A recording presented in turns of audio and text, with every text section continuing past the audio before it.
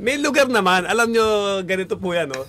Nakikita ko si Poy Eram, maayos naman eh, di ba? Kaya lang minsan kasi, let's face it, di ba? Minsan kasi, yung pagiging bad boy image ni ano, para ayaw nila, para yung pagiging bad boy, nila binibigay lang nila sa tingin nilang kwalipikado.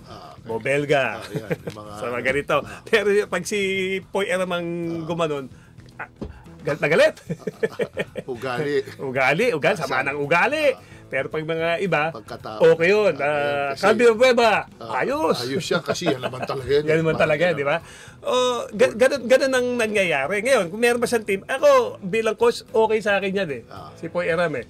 Kasi, una-una, hindi naman gagamitin ni Coach Reza kung wala nabibigay na laro. Whether sa lahat ng departamento, rebound, putbacks, hindi naman matakaw sa puntos yan, depensa, di ba? Help defense, di ba? Pagdepensa sa import, di ba? Ngayon, ito ngayon ang aking tanong o aking pinanggagalingan. Ano tayo pare? 1960s tayo pinanganak eh. Okay? Tapos may millennial, may Gen Z, ano may mga gano'n, may ano ba tayo? Ano ba tayo? Di ko na alam anong ano tayo eh. Okay.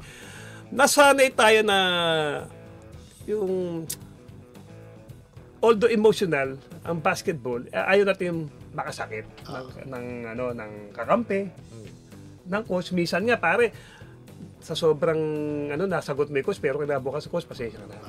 Okay, actually, hindi ka aabot ng bukas eh, nabigla ka eh, nandun ka kagad. Kasi iniisip mo, yun yung ating kinagisnan. Culture. Eh. Yun culture, ang turo sa atin na old school tayo. Kaya kung titingnan mo, sa view natin, yung ginawa ni Eram, mabubwisit ka. Patay ito sa mga dating coach natin. Inaano ka lang naman. Kinakalma ka, ba't gaganyanin mo? Tapos, siyempre, masakit para doon sa isa na hindi naman nagagad. Baka mamaya may sinasabi ka hindi natin alam na, ba't ka nakikita? May ganyan ka lang. Para masakit, kinakalma ka lang. Di ba? So, hindi maganda sa atin. Ngayon, ano ba ang trend ngayon? Ano bang norm ngayon? Nakikita natin, nagsasagutan na nga sa mukha. Magkalaban, magkakampi. Di ba? Ang dami sa sa social media. Di ba? Whether magkalaban, magkakampi, coach versus player, di ba? Na talagang nagkakasagutan, nagkakaganon. Siguro kung yung mga panahon ngayon, parang tatanggapin nila kasi ganun eh. Yun na yun.